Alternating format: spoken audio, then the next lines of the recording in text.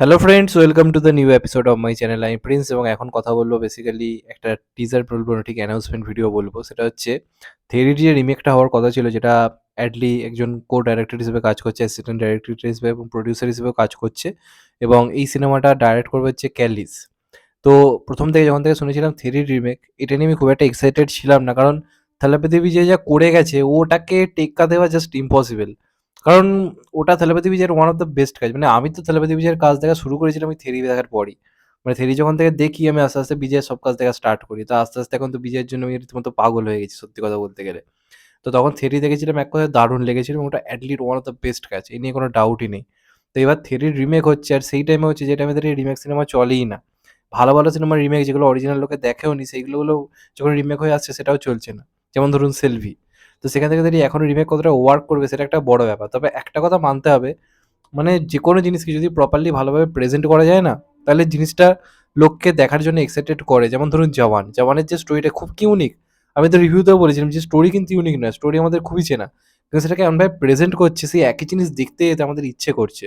একটা announcement video দেখে, একটা টিজার দেখে। তো আজকে যদি আমি অ্যানাউন্সমেন্ট ভিডিওটা নিয়ে কথা বলি, এই অ্যানাউন্সমেন্ট ভিডিওটার অনেক কিছু আমার ভালো লেগেছে। ১ম যেটা ভালো লেগেছে থামানের মিউজিক। থামানের ব্যাকগ্রাউন্ড মিউজিকটা যেটা বাজছে, সেটা কিন্তু বেশ ইন্টারেস্টিং। একটা পিওর মাস একটা ব্যাপার কিন্তু রয়েছে। মাস ফিল কিন্তু দিচ্ছে। থেরিওটা যেমন কি বিজিএমটা দারুণ ছিল, ওটা জিভি প্রকাশ দিয়েছিল। তো এটারও যে বিজিএমটা যেটা দিয়েছে না, ওই লেভেলটা হয়তো ম্যাচ করছে না, কিন্তু ভাল লাগছে কিন্তু বিজিএমটা।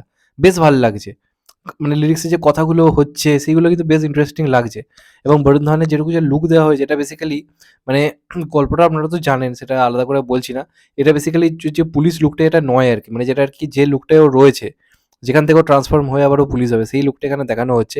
বেশ চুল-ফুল বড় করে বেশ বসে রয়েছে একটা চেয়ার, যেটা পুরো বন্দুক দিয়ে তৈরি।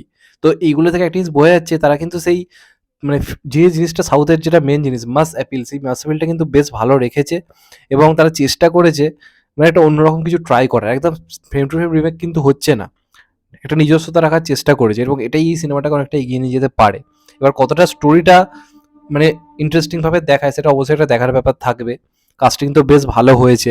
কিন্তু এখন অব্দি যদি বলি, প্রেজেন্টেশন টিজারটা যেটা করেছে আমার কিন্তু বেশ ভালো লাগলো অ্যানাউন্সমেন্ট ভিডিওটা, এবং লাস্টে যে অ্যাকশনটা রয়েছে সেটা ওই অ্যাকশনটা যেখানে ওর সম্বন্ধে আমরা জানতে পারবো। মানে যারা থ্রি দেখেছে তারা তো বুঝতেই পারবে ওই জায়গাটা দেখে। তো সেই জায়গাটাকে যদি ভালোভাবে ডিজাইন করতে পারে, যদি ভালোভাবে প্রেজেন্ট করতে পারে, যদি স্ক্রিন প্লেটা সেই লেভেলের হয়, থালাপতি বিজয়কে কোনোভাবেই ম্যাচ করা যাবে না। মানে ওটা অন্য লেভেল। কিন্তু বরুণ যদি নিজস্বতা রাখার চেষ্টা করে, যেটা ও জুড়ওয়া সিনেমাটার ক্ষেত্রে করেনি। জুড়ওয়াতেও কি করেছিল? পুরো সালমান খানকে নকল করেছিল। তো এইটার যদি ও নিজস্বতা রাখে, আই থিংক একটা ভালো রিমেক হয়তো হতে পারে। কিন্তু কতটা ওয়ার্ক করবে সেটা একটা দেখার ব্যাপার থাকে। তবে যদি এটার লুক অ্যান্ড ফিল সবকিছু গান-ফান যদি ভয়ানক রকমের হিট হয়, তাহলে হতে পারে আজকের যে যুগে রিমেক উঠে যাচ্ছে, সেই যুগে দাঁড়িয়েও হয়তো হিট হতে পারে। এবং যেহেতু এই কাজটার সঙ্গে অ্যাডলি যুক্ত রয়েছে, আমার তো মনে হয় অ্যাডলি নিজের যেটুকু যে এক্সপেরিয়েন্স এই কাজটার মধ্যে খানিকটা হলেও হেল্প করবে ডাইরেক্টর কেল্লিসকে একটা ভালো কিছু বানাতে। তো আশা করব ভালো হবে, এবং বরুণ ধাওয়ানেরও একটা দারুণ কামব্যাক দরকার। যেটুকুই যেখানে বরুণ ধাওয়ানকে দেখলে আমার ভালোই লাগছে, এবং বরুণ ধাওয়ানের অ্যাকশন অবতার অনেকদিন পর আমরা পেতে চলেছি। তো দরকার তো রয়েছে। মানে মানে বলিউডে এই মুহূর্তে দাঁড়িয়ে একটা মাস হিরোর তো প্রপারলি দরকার রয়েছে। সেখান থেকে দাঁড়িয়ে বরুণ ধাওয়ানের একটা কামব্যাক হোক আমিও চাই।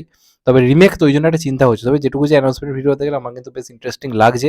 তারা একটু অন্যভাবে জিনিসটা প্রেজেন্ট করেছে। আপনারা কিন্তু যখনই অ্যানাউন্সমেন্ট ভিডিওটা দেখবেন, 3D অ্যানাউন্সমেন্ট ভিডিও যদি চালান আপনি কিন্তু মিল পাবেন না। তো এই যে মানে কি বলবো, স্মল যে ব্যাপারগুলো, ছোট যে ব্যাপারগুলো, সেগুলোই কিন্তু একটা জিনিসকে অনেকটা আলাদা করে দেয়। তো সেইটাই এটার মধ্যে রয়েছে, এবং সিনেমার নামটা খুব ইন্টারেস্টিং হয়েছে, 'বেবি জন'। আমার তো নামটা বেশ ভাল লাগছে। তো দেখা যাক ফাইনালি কেমন হয়। ওখানে কিন্তু বাবা আর মেয়ের যে কেমিস্ট্রিটা দারুণ ছিল। তো সেটা এখানে কতটা ম্যাচ করতে পারে ওটাও একটা দেখার ব্যাপার। কারণ ওটা ভয়ংকর একটা সিনেমা। তো সেই লেভেলটা ম্যাচ করা খুব ডিফিকাল্ট। তবে অ্যানাউন্সমেন্ট ভিডিওটা দেখে আমার মনে হচ্ছে এরা নিজেদের মতো করে একটা ভালো চেষ্টা করেছে, এবং এটা রিলিজ করছে 31st মে। তো দেখা যাক ফাইনালি কেমন হয় সিনেমাটা। তোমাদের এটা নিয়ে কি মতামত অবশ্যই কমেন্ট করে জানাও। যদি চ্যানেলটা নতুন হয়ে থাকো, চ্যানেলটাকে সাবস্ক্রাইব করে দিও, and hit the bell icon. ভালো থেকো সবাই। টেক কেয়ার, নমস্কার। আবার দেখা হবে একমাত্র ভাই। সবাই ভালো থেকো, সুস্থ থেকো। নমস্কার। Take care. আবার দেখা হবে।